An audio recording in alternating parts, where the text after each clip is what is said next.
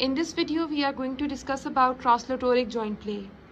हमारे पास दो टाइप की मूवमेंट्स होती हैं, एक हमारे पास ऑर्थोकाइनेमैटिक मूवमेंट होती है और एक हमारे पास ऑस्टियोकाइनेमैटिक मूवमेंट होती है।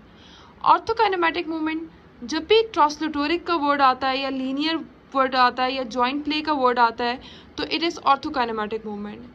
और जब भी सिंपल एंगुलर मूवमेंट का वर्ड आता है या हमारे पास simple flexion, extension, abduction, adduction आती हैं तो they are osteokinematic movements. Joint play और जॉइंट प्ले मूवमेंट क्या होता है?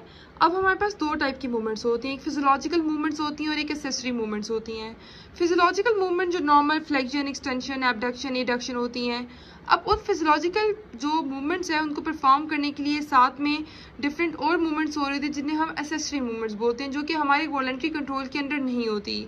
तो जॉइंट प्ले मूवमेंट जो है वो ये एक्सेसरी मूवमेंट्स हैं जो कि वॉलंटरी कंट्रोल के अंडर नहीं है, लेकिन ये रिक्वायर्ड है एक इजी परफॉर्मेंस के लिए, एक पेनलेस परफॉर्मेंस के लिए, एक एक्टिव परफॉर्मेंस के लिए, एक्टिव मूवमेंट्स के लिए they are essential. Translatoric joint play या जॉइंट प्ले मूवमेंट हम यूज़ कर रहे होते हैं ट्रीटमेंट पर्पस के लिए भी और वैल्यूएशन पर्पस के लिए भी। अब इसमें हमारे पास ट्रांसलेटोरिक ट्रैक्शन आती है, कंप्रेशन आती है, ग्लाइडिंग आती है, जिसको हम यूज़ कर रहे होते हैं जॉइंट फंक्शन को एवेलुएट करने के लिए, साथ में जॉइंट प्ले को रिस्टोर करने के लिए। अब जब भी जॉइंट प्ले का वर्ड आएगा तो इसका मतलब है लीनियर मूवमेंट का जिक्र हो रहा है, ट्रांसलेटोरिक मूवमेंट का हो रहा है। कभी भी जॉइंट प्ले कर्व मूवमेंट के लिए हम नहीं यूज़ कर सकते। अब यहाँ पे दो चीज़ें डिस्कस हुई हुई हैं, एक ट्रीटमेंट प्लेन और दूसरा एक्सेस ऑफ रोटेशन। केल्टन-बॉर्न के अकॉर्डिंग जो ट्रीटमेंट प्लेन है वो हमेशा कनकेव सरफेस पे लाई करती है और एक्सेस ऑफ रोटेशन हमेशा कन्वेक्स सरफेस पे होता है। अब ट्रीटमेंट प्लेन बेसिकली क्रॉस कर रही होती है जॉइंट को, ठीक है, और ट्रीटमेंट प्लेन परपेंडिकुलर होती है, 90 डिग्री होती है किसके? जो एक्सेस ऑफ रोटेशन से लाइन आ रही है उसके 90 डिग्री पे ट्रीटमेंट प्लेन की लाइन जा रही होगी, ठीक है। अब क्या बात है यहाँ पे कि ट्रीटमेंट प्लेन हमेशा कनकेव सरफेस पे और एक्सेस ऑफ रोटेशन हमेशा कन्वेक्स सरफेस पे है। अब फॉर एग्जांपल हम ग्लिनोह्यूमरल जॉइंट की एग्जांपल लेते हैं। ग्लिनोह्यूमरल जॉइंट पे हमारे पास जो ग्लिनोइड कैविटी है वो कनकेव होती है और हेड ऑफ ह्यूमरस हमारे पास कन्वेक्स होता है। तो उसमें हमारे पास जो एक्सेस ऑफ रोटेशन है वो हेड ऑफ ह्यूमरस पे होगा और जो ट्रीटमेंट प्लेन है वो हमारे पास ग्लिनोइड कैविटी में होगी। जब भी हम जॉइंट प्ले को टेस्ट कर रहे होते हैं तो हमने बोन को पैरेलल मूव करना है, राइट एंगल पे मूव करना है जो हमारा ट्रीटमेंट प्लेन है उसके। ट्रांसलेटोरिक जॉइंट मूवमेंट, अब जो ट्रांसलेटोरिक जॉइंट प्ले मूवमेंट्स हैं जो कि हम ओएमटी में यूज़ कर रहे होते हैं वो ट्रैक्शन है, कंप्रेशन है, ग्लाइडिंग है। वन बाय वन हम इसको डिस्कस करेंगे। सबसे पहले ट्रैक्शन है। ट्रैक्शन का मतलब है separation, separation of joint surfaces. Compression, approximation of joint surfaces towards the treatment plane जा रहे होते हैं, इसमें away from the treatment plane जा रहे होते हैं।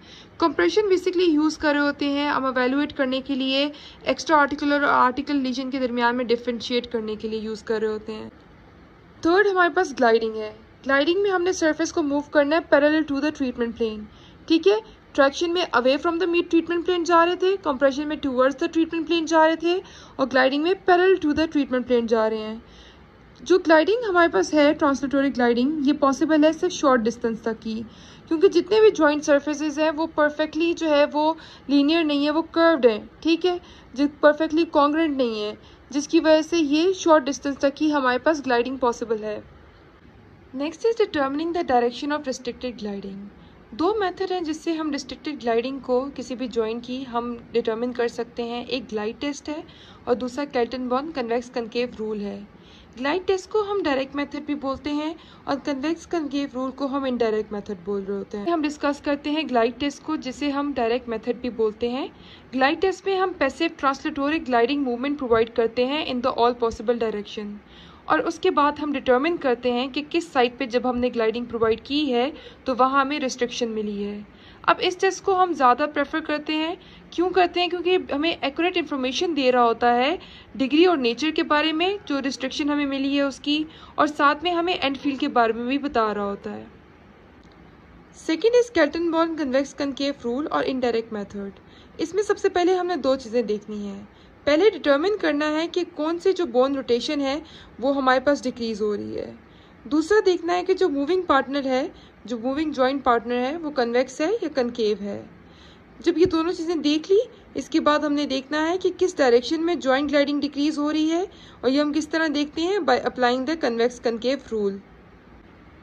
Kelton-born convex concave rule basically relationship बता रहा होता है between normal joint rotation and gliding component. ये बहुत यूजफुल है उन जॉइंट्स में जहाँ रेंज ऑफ मोशन बहुत स्मॉल है, मूवमेंट ही स्मॉल अलाउ कर रहे हैं, लाइक एनाटॉमिकली अगर स्मॉल अलाउ कर रहे हैं या तो किसी हाइपर मोबिलिटी की वजह से, रिस्ट्रिक्टेड रेंज ऑफ मोशन की वजह से वो अलाउ कर रहे हैं। उसके अलावा या तो स्वेयर पेन है जिसकी वजह से उनकी मूवमेंट लिमिटेड है, या तो वो प्रैक्टिशनर्स हैं जो कि इतने एक्सपीरियंस ही नहीं है कि वो इस मूवमेंट को फील कर सकते हैं, ग्लाइडिंग मूवमेंट को फील कर सकें। कोई भी मोबिलाइजेशन ट्रीटमेंट तब ज़्यादा इफेक्टिव होती है जबकि उसके हम स्ट्रक्चर्स को, जो शॉर्टन स्ट्रक्चर्स होते हैं, उनको हम स्ट्रेच करते हैं उस डायरेक्शन में जिस डायरेक्शन में हमें रिस्ट्रिक्शन मिल रही है। अब हम जब ग्लाइड अप्लाई कर रहे होते हैं तो हम जो चीज़ देख रहे होते हैं वो देख रहे होते हैं कि जो मूविंग बोन है उसकी सरफेस कैसी है, उसकी जॉइंट सरफेस कैसी है, या तो वो कन्वेक्स होती है या तो वो कनकेव होती है। अगर कन्वेक्स होती है, जो मूविंग सरफेस है जॉइंट की वो कन्वेक्स है, तो हमने ग्लाइड ऑपोजिट डायरेक्शन में अप्लाई करनी है। फॉर एग्जांपल अगर हमें रिस्ट्रिक्शन मिल रही है, कन्वेक्स सरफेस मूव कर रही है जॉइंट की, और हमें रिस्ट्रिक्शन मिल रही है कि जब हम उसे अपवर्ड लेके जा रहे हैं तो रिस्ट्रिक्शन मिल रही है, तो हमने ग्लाइड हमेशा डाउनवर्ड अप्लाई करनी है, ऑपोजिट डायरेक्शन में अप्लाई करनी है टू द रिस्ट्रिक्शन। लेकिन अगर कनकेव हमारे पास सरफेस है, जॉइंट सरफेस है मूविंग, तो उसमें हमने जो ग्लाइड अप्लाई करनी है वो सेम डायरेक्शन में अप्लाई करनी है to that of the restriction. अब इस फिगर में देख लें, अब इसमें जो हमारे पास मूविंग सरफेस है, एक सरफेस मूविंग है और एक हमारे पास फिक्स है। फिक्स कनकेव है, मूविंग कन्वेक्स है। अब अकॉर्डिंग टू कन्वेक्स रूल हमने ग्लाइड ऑपोजिट डायरेक्शन में अप्लाई करनी है। हमें रिस्ट्रिक्शन कहाँ मिल रही है, जब हम उसे अपवर्ड लेके जा रहे हैं तो हमें रिस्ट्रिक्शन मिल रही है, तो ग्लाइड हमें डाउनवर्ड अप्लाई करनी है। सेम हेयर, मूविंग सरफेस हमारे पास कनकेव है तो हमने सेम डायरेक्शन में ग्लाइड अप्लाई करनी है। रिस्ट्रिक्शन अगर हमें उसे ऊपर लेके जाते हुए मिल रही है तो हमने डायरेक्शन भी ग्लाइड की अपवर्ड ही रखनी है। Please subscribe my channel, like my video and also share it, and also follow my Instagram page that is Medicine All in One. Thank you.